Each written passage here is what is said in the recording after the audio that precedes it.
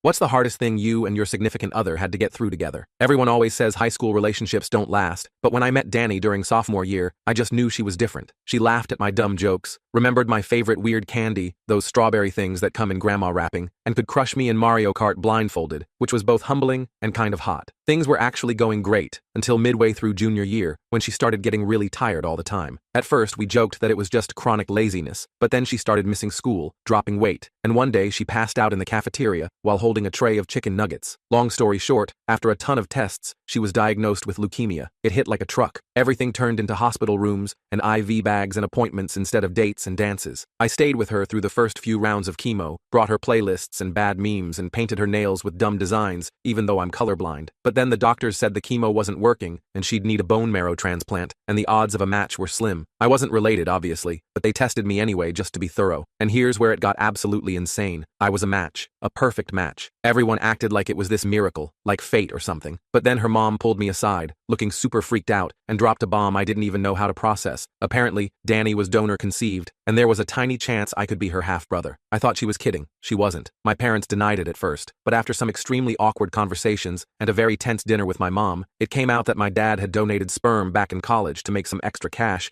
and had always kind of brushed it off. So now we were stuck in this horror movie of are we siblings or soulmates, and had to do a DNA test before I could donate. The wait nearly killed both of us emotionally. Danny because, her life depended on it, and me because I couldn't even hold her hand without wondering if it was the grossest thing ever. Turns out, we're not related. Thank whatever cosmic power handles that kind of thing. I donated, she got the transplant, and she started recovering. But even after all that, things were weird. Like, we'd both seen this terrifying version of what might have been, and it stuck to us. It took months before we could even joke about it. And when we did, it was dark. Like, remember when we thought we were forbidden sibling lovers? Kind of dark. But eventually, we found our way back. She made a full recovery. I got weirdly famous for a week on TikTok when she told the story in a "my boyfriend might have been my brother but saved my life anyway" post, and now we're applying to colleges together. I don't know what's ahead, but I do know that if we made it through a possible shared DNA crisis and leukemia, we can probably handle dorm laundry.